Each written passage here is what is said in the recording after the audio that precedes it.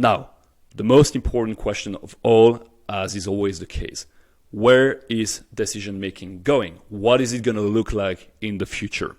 And what I like to do when I ask myself big existential futuristic questions, I always like to go back to basics. What are the economics, the underlying drivers of AI and decision makings? How are they interrelated? And if you hear people, I think that there is this, let's call it misconception, that there's going to be a massive displacement. There's going to be a huge amount of decisions that are going to move. They're going to shift from being human-made decisions to AI-made decisions. It's certainly true for many algorithmic processes. There is a tremendous amount of decisions that are already 100% automated, whether it's recommendations for movies that Netflix completely automated with artificial intelligence, or whether it's social media recommendations. You have a huge amount of decisions that are now algorithmically driven. And that is why there's certainly a case to be made for agent and decision making to be substitute goods, right? In economic term, let's say the relationship between two goods that is impacted as follow. When the price of the first good here, when the price of artificial intelligence, what we have on our left axis, decreases, when it becomes easier and easier to access artificial intelligence, to produce artificial intelligence, the price is by nature deflationary, right? Like you just have a greater access to it.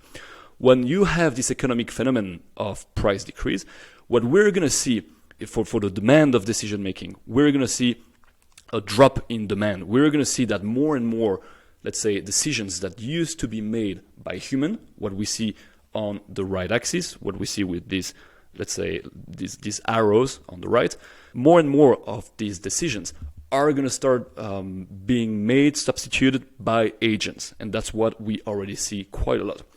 But this is not only this is not the only factor that's going to apply here. I believe there is a pretty strong case to be made for the complementarity between agent and decision making, the complementarity for human and artificial intelligence decisions. This complementarity is typically represented as follows.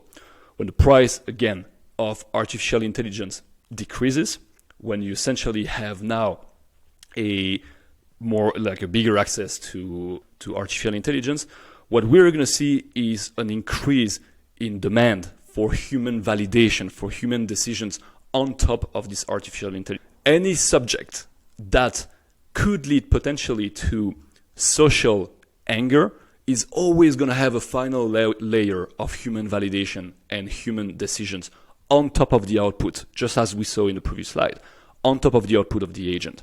And this is what I mean here by complementarity. I mean that let's say the pie is going to grow here. We're going to have more decisions that are going to be needed to be made, and part of this, let's say, larger amount of decisions that are going to need to be made is going to belong to human, because more and more of these decisions are going to be related to social issues that human really wants to have a control on.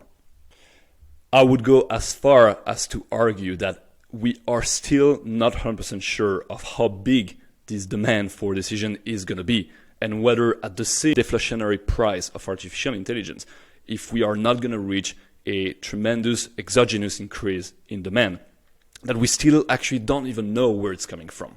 And that is, I believe, a pretty strong case here to really understand what decision making is, how to make good decisions, and how to prevent bad decisions.